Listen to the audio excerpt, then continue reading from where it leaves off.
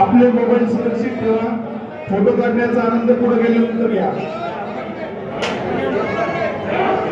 चला स्वयंसेवक लवकर आपापल्या जागा घ्या आणि फटाफट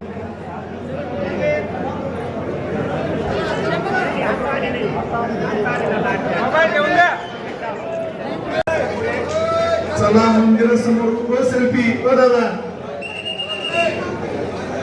चला पुढे चला तिथं दर्शनाची रांग करण्याची गरज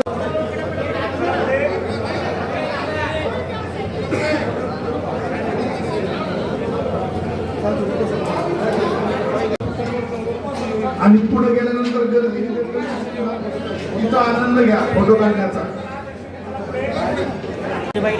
घेऊ ना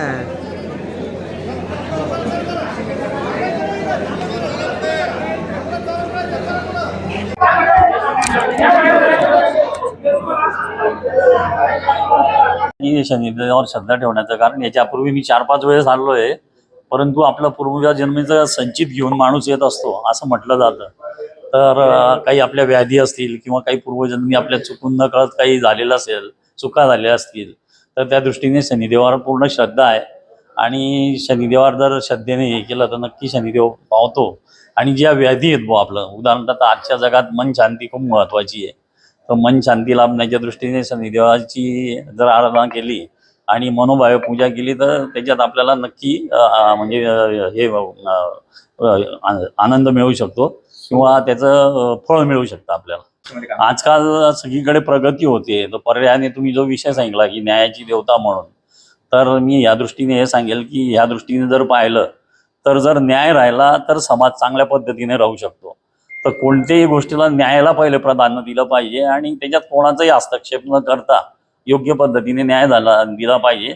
आणि जरी माणूस न्यायदानाचं काम करतो तर त्याच्या मागे असे शनिदेव वगैरे यांची श्रद्धा असते आणि त्यांच्या आशीर्वादाने जर न्यायदान केलं तर योग्य प्रकारे होऊ शकतं। जय शनिदेव। सर्व भाविकांना शनी अमावस्येच्या हार्दिक शुभेच्छा। आज शनी अमावस्या आहे, काल बैलपोळा हा सण आहे। आज दिवसभर अमावस्या नाही, परंतु तरीही 5 ते 7 लाख लोक येतील असा एक अंदाज आहे। भाविक जे येणार आहे त्यांच्यासाठी सर्व सुविधा देवस्थानाने केलेली आहे। पिण्याचे पाणी असेल, आरोग्य असेल, दर्शन सुरळीत व्हावे यासाठी आज चौथऱ्यावरती प्रवेश आजच्या दिवस बंद आहे, कारण सुरक्षेच्या कारणानुसार, कारण गर्दी खूप होणार आहे आणि त्यामुळे चौथऱ्यावरचं दर्शन बंद आहे। खालूनच सर्वांना दर्शन, चौथऱ्या खालूनच सर्वांना दर्शन सुलभ होईल अशा प्रकारची व्यवस्था देवस्थानाने केलेली आहे।